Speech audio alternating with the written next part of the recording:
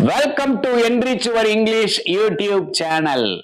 There is little difference between a word and the world.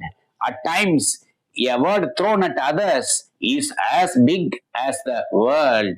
So be cautious while using a word, particularly when you are not 100% okay. உண்மைதான். ஆங்கிலத்தில் word என்கிற வார்த்தைக்கும் world என்கிற உலகத்திற்கும் பெரிய வித்தியாசம் இல்லை. சில நேரங்களில் நாம் பயன்படுத்தும் ஒரு வார்த்தை உலகம் அளவுக்கு பிரச்சனையை ஏற்படுத்தக்கூடும். எனவே நீங்கள் 100% மனம் தெளிவில்லாத போது வார்த்தைகளை பயன்படுத்துவதில் கவனமாக இருங்கள், எச்சரிக்கையாக இருங்கள்.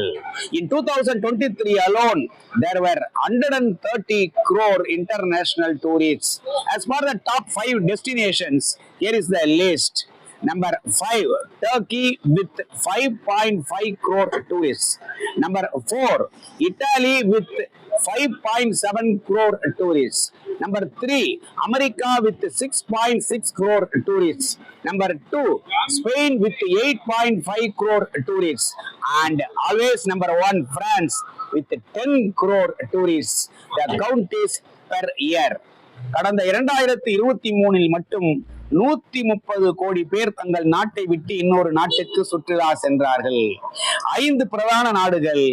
5ஆம் இடத்தில் துருக்கி, ஆண்டுக்கு 5.5 கோடி சுற்றுலா பயணிகள். 4ஆம் இடத்தில் இத்தாலி, ஒரு ஆண்டுக்கு 5.7 கோடி சுற்றுலா பயணிகள். 3ஆம் இடத்தில் அமெரிக்கா 6.6 கோடி சுற்றுலா பயணிகள். 2ஆம் இடத்தில் ஸ்பெயின் 8.5 கோடி சுற்றுலா பயணிகள். முதல் இடத்தில் எப்போதும் பிரான்ஸ், ஆண்டுக்கு 10 கோடி சுற்றுலா பயணிகள். This week we will take up the pronunciation and meaning of a beautiful word in English that spells IMPASSE. It is pronounced in 3 ways by the American and the British people.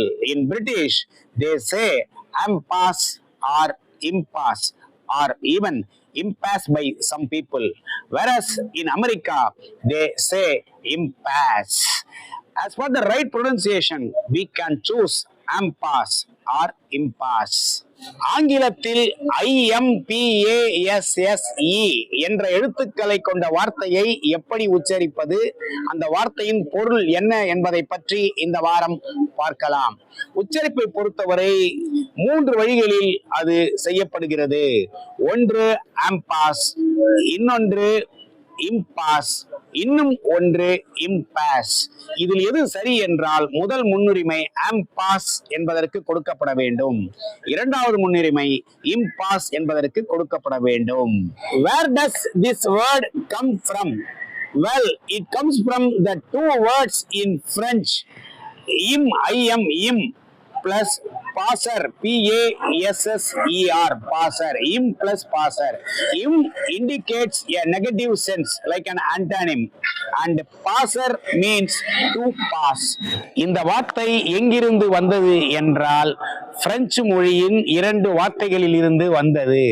ஒன்று IIM, இன்னொன்று pastor, PASSER. இம் pastor. இம் என்றால் எதிர்ப்பதத்தை குறிக்கும் ஒரு விஷயம். Pastor என்றால் கடந்து செல்வது, to pass என்று அர்த்தமாகும்.